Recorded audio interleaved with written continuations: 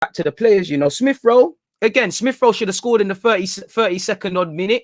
You know, he had some good, cute touches. He nutmegged Kante and stuff like that, which I felt depressed seeing. But yeah, I think, you know, you can't go back. We can't go back to Willian and these sort of man on the flanks, you know. We can't because you saw Saka's movement, Martinelli's movement inside, outside, dropping deep. Just by moving, you're taking man with you. You know, Reece James doesn't know, do I go in or do I stay? If he stays, we can run onto him. If he comes onto us, there's space. Maybe Smith Rowe can exploit. Like you saw in the game, Smith Rowe was, you know, he was linking up well. Tierney was going forward. You had Martinelli there. You know, you had Tierney going forward. You had Smith Rowe peeling out to the left. And Reece James was getting savaged. And when you ain't got wingers backing you, there's nothing Reece James could have done, really. And the same went on the right-hand side as well. You know, for me as well, forget all of that. I could wax lyrical about them. But for me, just by pressing, like you saw the way Lacazette was pressing, you know, you saw the way Smith Rowe was pressing. You saw we pressed as a unit, man. We gave them problems. Like, isn't there a time, was it Saka or Lacazette? I think there was a little madness from a Chelsea throw-in and Thiago Silva got dispossessed and it amounted to nothing. Or them times there, second half, when Lacazette just by pressing presented the ball by Mendy. Now, I think Lacazette should have scored. But yeah, Martinelli should have had a goal. But this is what you get with pressing and things like that. And for me, my front three is Saka on the right, Saka on the right, Martinelli on the left, and Aubameyang through the middle. I know man can talk about hold up play and all of these sort of things and them things there, but for me, we need quick, dynamic movement. You also need the midfielders to continue being brave and passing them the ball, because there's no point man flying forward like you saw against Chelsea if Smith Rowe wasn't brave on possession, if Xhaka by his own standards wasn't brave, if El Nene, you know, to be fair, El Nene was still going backwards quite a lot, but he was going forward as well. I couldn't believe my eyes, people. I couldn't believe what I was seeing. So I have to big up them for that one there, man. You know, man to a man, we did our job. And I think when you look at it on a fair thing, you can't really say anything more than that, really. You know, they did what they needed to do. We capitalized on a hungover Chelsea side. Like I said, the lineup had everybody in shock. You know, we killed their left-hand side. We played players in their best positions, you know. For me, as much as we can talk about tactics, it's all a mental thing, because I saw clarity of mind. I saw people that, you know, whether they won or lost, they were ready to try and seize their future. And for all the tactics and things, this is what the players need to do. They need to believe they can win, because this belief has been missing, and especially at home, you know. Again, and it brings the age-old question, you know, why are we showing it against Chelsea? Where was this against Wolves, against Villa, against the rest of them, you know? Take the good from this game and apply it consistently, because ifs and buts are not going to do anything. The only fact is consistency, and our lack of consistency or our ability to improve consistency will be what make or breaks this season even further, in my humble opinion, together with the transfer market. Because I do feel with this win, the fans are going to be less on the necks of Mikel Arteta, the players and the club, to make changes or play better, because there's been a bit of a win. That's the thing about Arsenal. We shut up and we shut up and things about when it goes well, and then we want to have massive dialogue and things like that. We have massive dialogue and things like that when we lose. You know, I want Aubameyang back through the middle. Of course, people can talk about hold up play and things like that, but does Jamie Vardy have the best hold up play in the world? Is Jamie Vardy trying to fight, man? You know, they play to his strengths.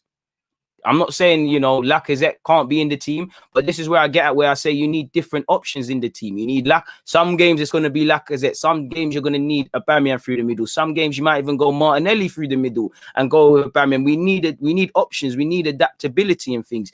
Big up Leno for his penalty save as well. Forget his save, I feel Leno's distribution was much better as well.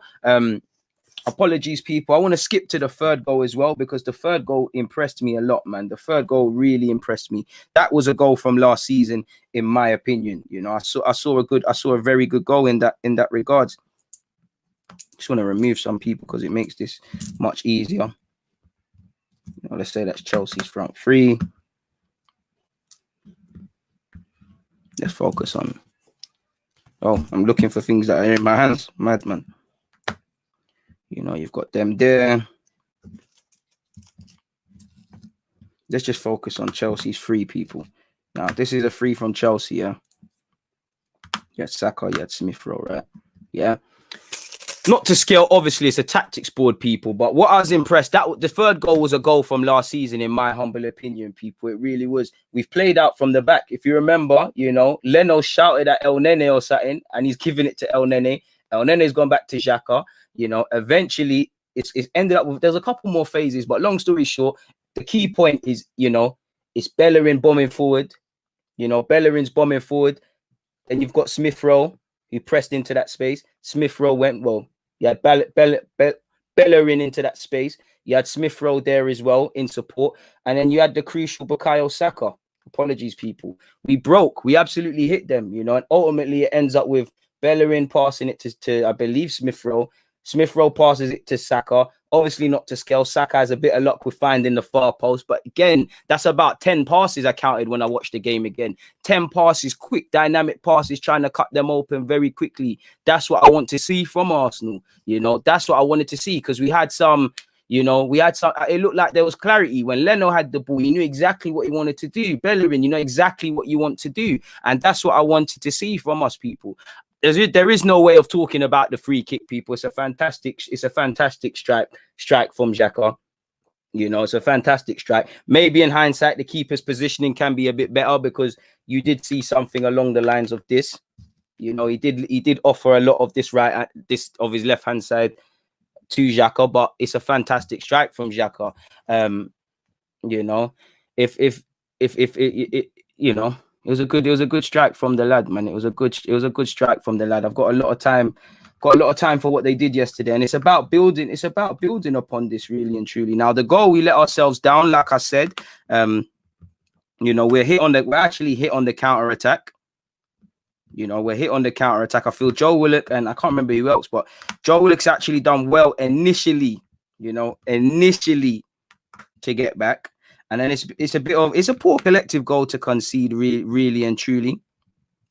You know, if you remember rightly, you know, they've countered us. It's a long ball from the right-hand channel. It's a long ball from Mason Mount just into Callum Hudson-Odoi. Again, I'm skipping ahead a bit. It was more open than this. At the time, there was only 2 men back when it went to Callum. And I think initially Joe Willock done very well to kind of just hold him up. But then I think he switched off a bit. He was a bit too easy. He's allowed Callum Hudson-Odoi to put a ball in. Bellerin in the second half, he had a nice little knock defensive header, but I feel we all switched off, and we've allowed Tammy Abraham to score an instinctive finish. You know, it doesn't matter if he scores with his belly or whatever. They did what they needed to do. So it's crazy. What are you saying? You and Turkish shouldn't do your stream at the same time. Nearly missed yours because I was watching his. Apologies, but there's no rules. If I want to do it at 12, I'll do it at 12. If he wants to do it at 12, he will do it at 12. You know, what can we say in that regards, people? We've all got busy lives. I like to do mine at 12. The beautiful thing about YouTube is you can watch it again and again. You know, like you said, he was lazy on the cross. And with Joe Willock, you know, that's happened a lot of times. I beg you, go back to the game last season where we played Liverpool in the Cat Yarabel, where Joe Willock scored a banger. He switched off defensively. You know, it's crazy. And like you said, big up Turkish, but can't live watching the next man. Exactly. So yeah, man, it was good tactically from what I saw. I saw maturity from the young G's. You know, I saw performances. I really liked Holding and Marie. I think, you know, in games like this, the defenders aren't really going to get praised like that. You know, I think Bellerin was good. You know, I think Leno made a big save, as you saw. I think the 2 centre halves, apart from Marie giving away the penalty, which was silly. You know, we did what we needed to do, really and truly, on a game-by-game basis. Everybody was up for it. And again, it's the age-old ifs, buts, and whatnot. If we can do this collectively, there might be half a chance for us to have a decent season, people. Please don't forget to hit the like button, people. It doesn't cost a thing. It does not cost a thing. Don't forget to hit the like button. So, yeah, we've spoken about the game from a tactical point of view. I hope you like my new toys. I thought, you know what, this will make it better for you guys. I'm going to fix the lighting up. Trust me, people, the lighting's going to get patterned. Today, it was just jarring. I didn't want to be in it today. Really and truly, I'm getting quite tired. But yeah, man. I just feel with Joe Willock, I think Joe Willock's got to start offering something beyond just being industry and putting himself around, because you need that. But what happens if we get another midfielder like Partey, or when Partey's fit? There is no real need for him. You know, I feel he's all gear or no idea at the moment. I feel when he's got a job to do, like you saw against City, when he's got a job against City, he can do things. But when we're playing teams where we might have to sit back, they might sit back against us. I don't see what Joe's gonna give. I think Joe is a bit brainless, and I need to see a bit more refined from him. You know, he needs to be a bit more. He needs to start refining himself. He doesn't need to be the finished article. But yeah, man, I don't really see what Joe's strengths are or whatnot. As much as I admire his tenacity, his work rate, and all of that sort of stuff, these are givens in midfield. Surely you should have that as a midfielder. You know, we'll have to see.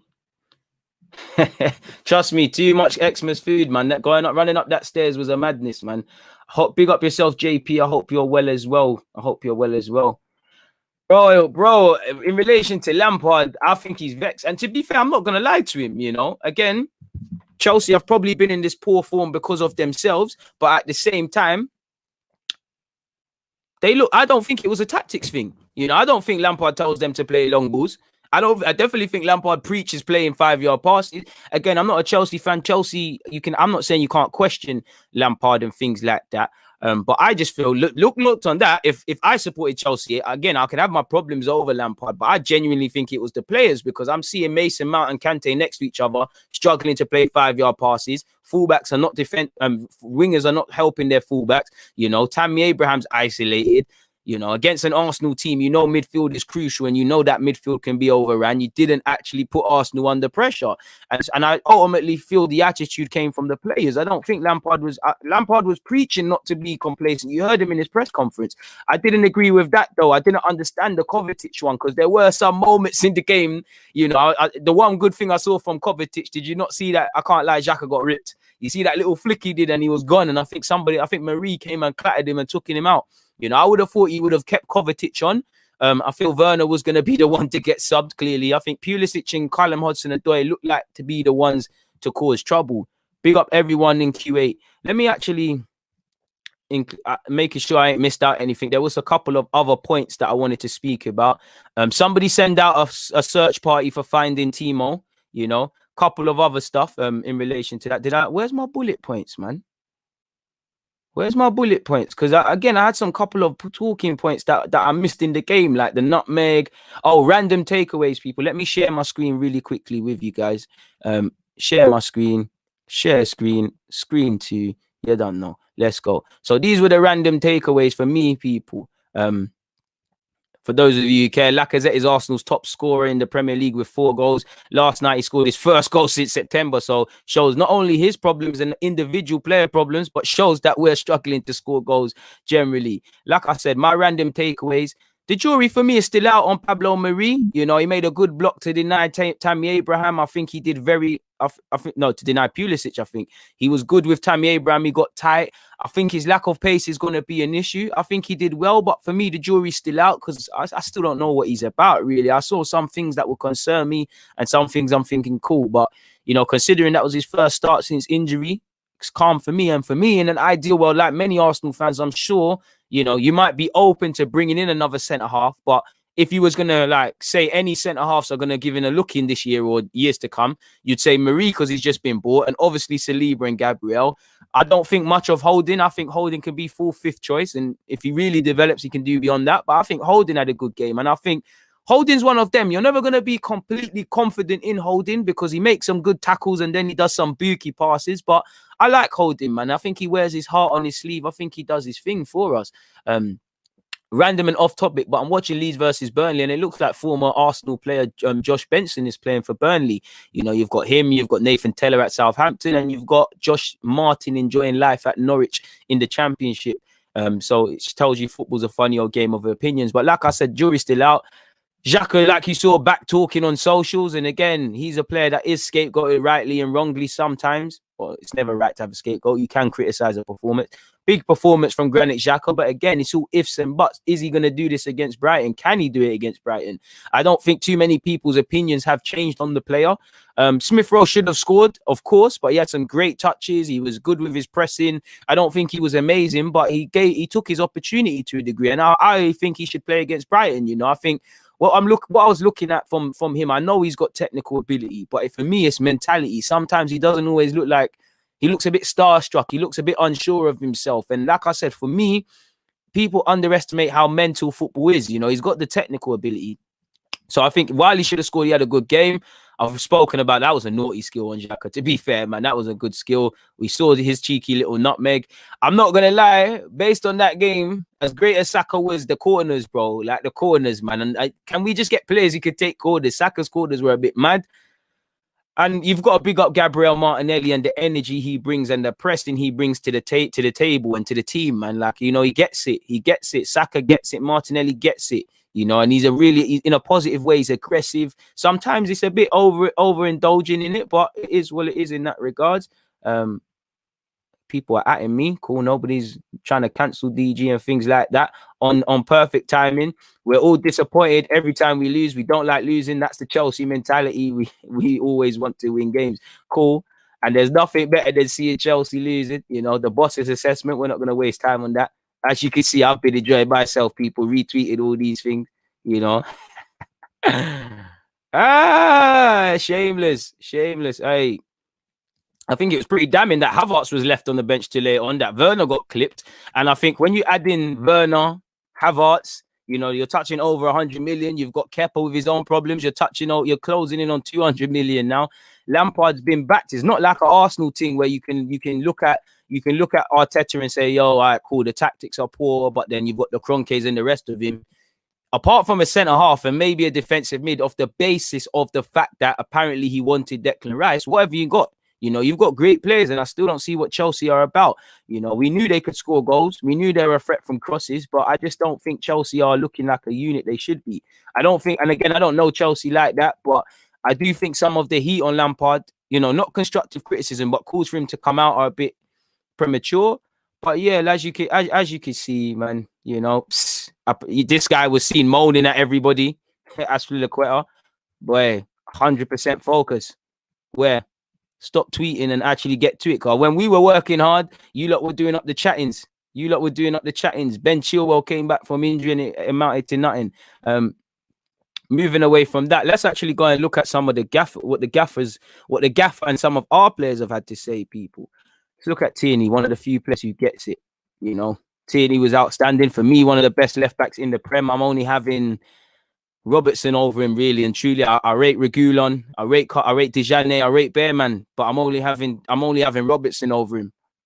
If that makes sense. And I wouldn't even swap Robertson for Tierney personally. Call it bias, call it whatever you want. And I love Tierney's mentality. You know, he calls things what they are. That Celtic mentality. You know, he has said, as you lot can see, shall I zoom in? Because I'm doing you lot dirty a bit. Sorry, people. Let's zoom in a bit. I think that one's calm.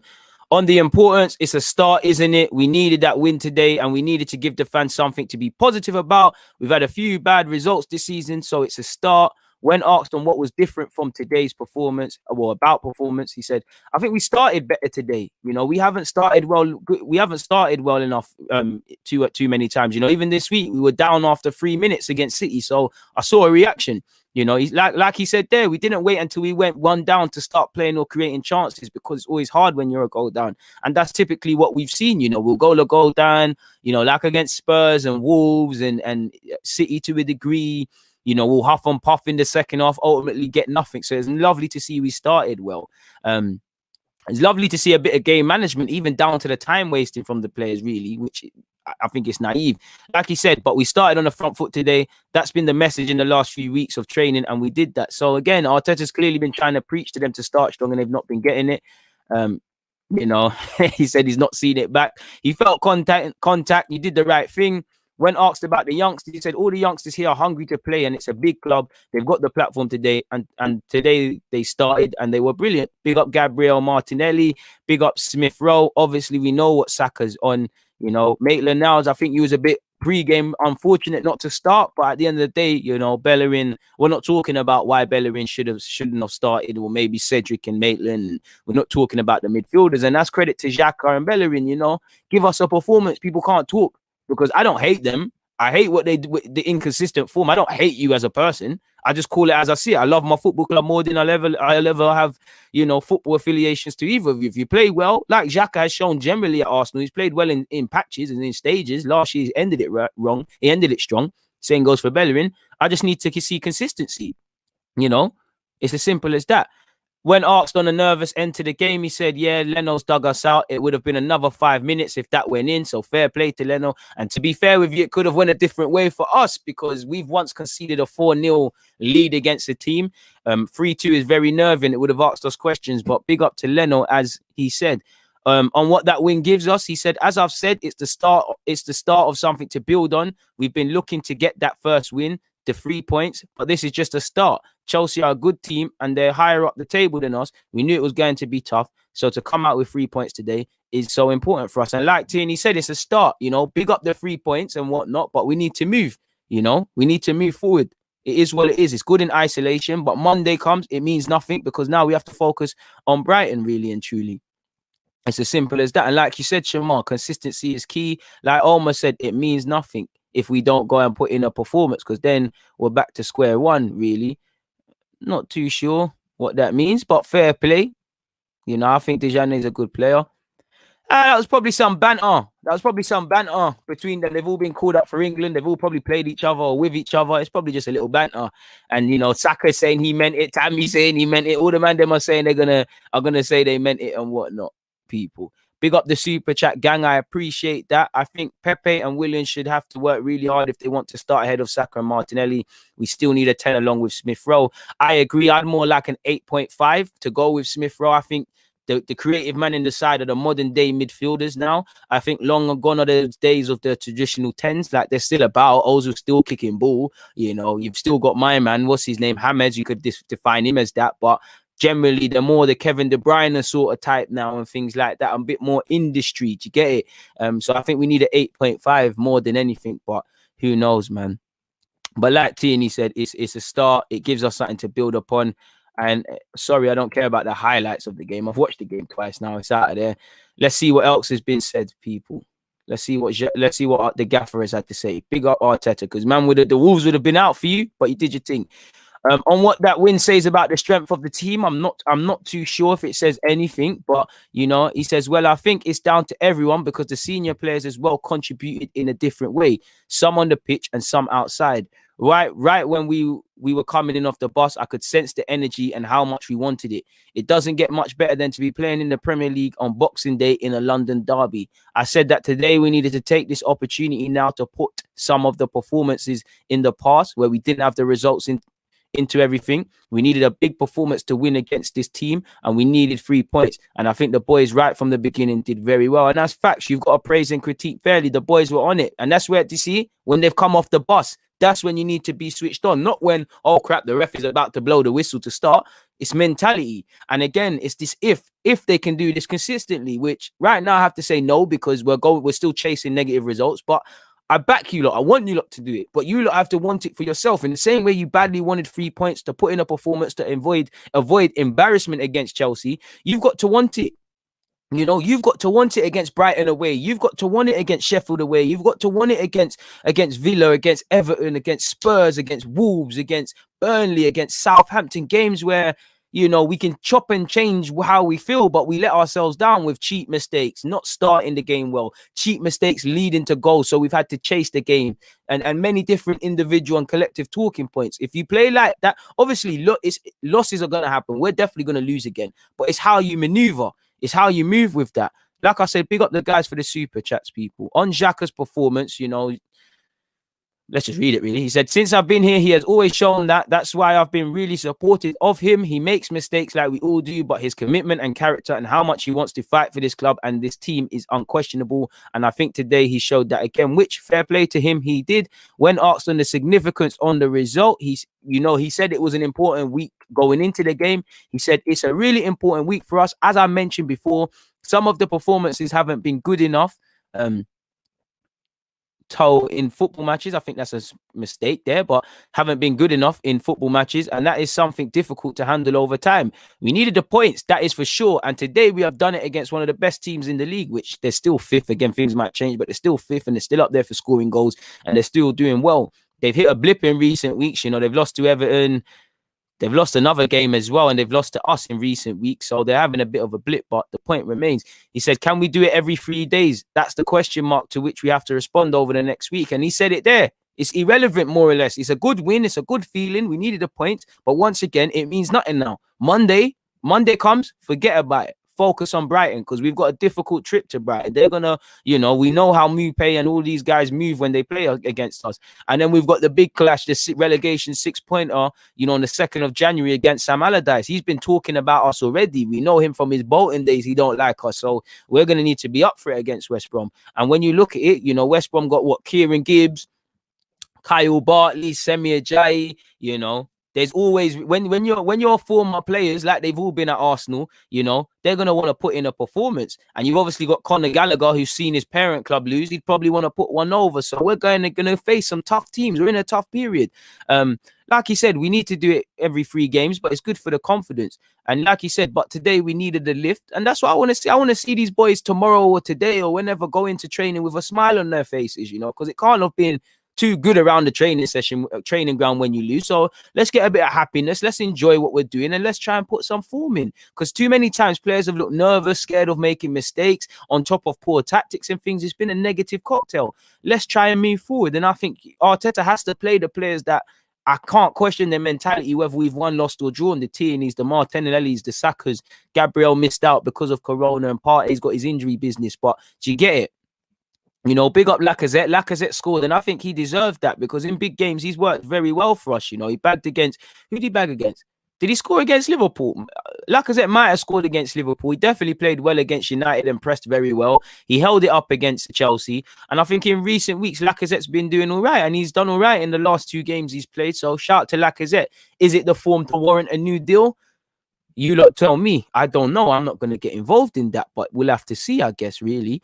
And like he said, we needed that lift, and we can come away from the games with the points, and the boys are delighted, and I'm really happy for them, and of course the fans. When asked on the performance of the young players, he said, I think it was a really good mixture today of senior players, experienced players, and young talent that we have. They've been showing us in the last few weeks they're capable of starting games, and I had no doubt they would respond today, and I think they were really, really good. Facts.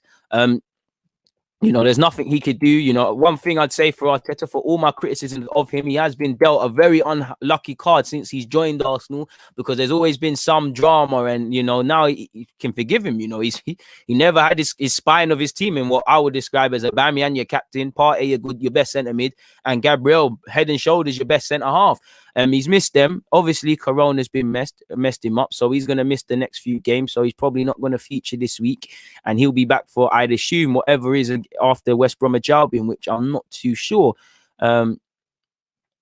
And then when asked on David Luiz and Willian, he said, no, that is for some different reasons. They are having some symptoms, and we have to be really cautious when that happens. The protocols say they have to stay away. They have to test negative, but still we have to be really careful. We don't pass that into the players until we are 100% sure they don't have it. As you lot know, he's not tested positive, thankfully, Gabriel, but he's come into close contact. Not going to read that out, but Partey's recovering from injury, and he's not going to be part of those 2 games. And for me, let's get it right with Partey. I badly want Partey back, especially because we beat Chelsea and we might be able to come into form, and we need our best players. Like, with all due respect to Xhaka and Elneny, one of you would be coming out of the team for me if Partey was fit. Gabriel slotting back in regardless of how Marie and Holding played. David Luiz for Holding's a political one, really and truly. But yeah, so to be without Partey is what it is, people. But don't bring man back until they're fit, because we don't need no more injuries and knocks and him to miss any more football. When asked on Martinelli and Tierney, which should be the left-sided partnership we go with now, and I like that option. We can play Aubameyang there, we can play Saka there, Martinelli can play there, Nelson can play there. Nelson's another one I want to see get some opportunities as well, because I think he would have stood up to be counted as well. I'm sure he started against, Chelsea at the Emirates and played well last season. I could be wrong.